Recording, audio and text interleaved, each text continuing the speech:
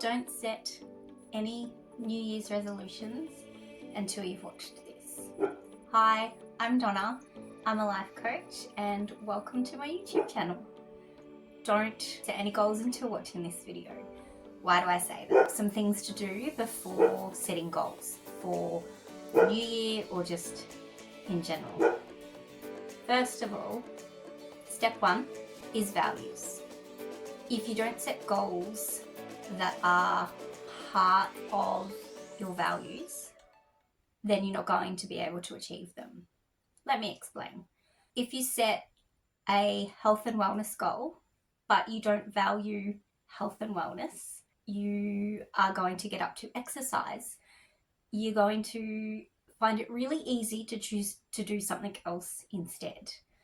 If you value health and wellness, you'll be able to stick to your goals or to routine more easily, and you will find it better to do. Prioritize it. So instead of going, I would much rather watch this Netflix series instead, you will go, I will do my exercise instead of watching Netflix. Number two is creating an ideal average day. When people set goals, sometimes they put all of these pictures on like a vision board, which is great. I highly recommend it. However, we don't necessarily know how that's going to come into your everyday living. And the everyday living is not I'm on holidays and this is how I want to live. It is to live this day on most of my days. It involves work, caring commitments, if you're a parent, everything else that is involved in your day. What would it look like? And so if you're going to a job that you hate, it will impact all of the other areas of your life. So what you need to do is look at how you want to live your ideal average day. What do you want to do for income? Does it light you up? Does it make you feel excited to get out of bed each day and live this day? And is there time for self-care, exercise, time to create healthy meals? Or are you constantly on the go, rushing around, busy, feel very time poor? So in looking at creating your ideal average day that are also in alignment with what your values are, you'll find that your whole energy changes. Happier, your mindset could possibly change as well because you are in a more positive self. Looking at your ideal average day, what time you want to wake up in the morning? What do you want your morning routine to be like? What do you want your work day to look like? And then after work, what do you want that evening routine to look like? And then what time do you want to go to bed? I read a post on Facebook the other day in a group, and it was about, people that get up at 4:30 in the morning.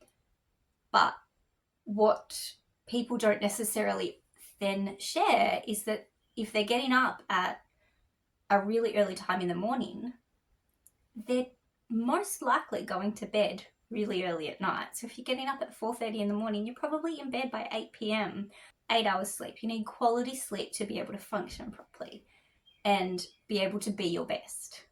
And so creating that ideal average day is super important because you want to have not Groundhog Day, it wants to be a day where you enjoy. And so there's going to be different things that always come in, but on average, this is the way that you're wanting to live. Okay, so that was step two. Step three would be creating a theme for the year or a theme for just a quarter. So I'm a mum. I have a child in school.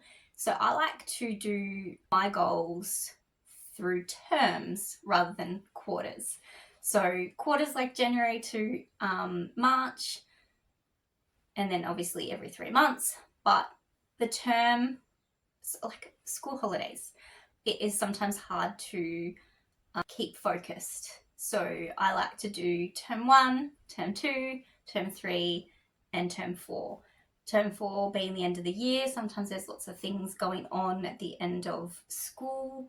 So sometimes term 4 is quite different to the way that you would start, say, term 1. It will be a lot slower, not as many things booked in because you have more things you need to do as a parent for school activities, school productions, things that you've got to show up for. I like to set an overall theme for the year, but then also break it down a little bit and do themes for each term. So what is my theme for term 1? So for me, term 1 this year, it is visibility. So my focus is on doing things that are going to set up to be more visible. Hence the YouTube channel and the themes for the terms overarching to my yearly theme, expansion. And so by term 1 being visible, at the end of the year, it's going to give me expansion into the different areas that I'm wanting to have expansion in, and visibility is step number 1. So they're the 3 steps that I think that you should look at before setting goals for 2026. If you liked my first video, if you'd like to learn more, subscribe. I'm wanting to share more things that I learn as a life coach and through my personal development and my studies, mindset, meditations, so mindfulness, personal development obviously, because that's a part of life coaching. Anything that I come across that I would love to share with others, because I love helping others, and that's why I'm wanting to create this channel. Alright, see you in the next video. Bye.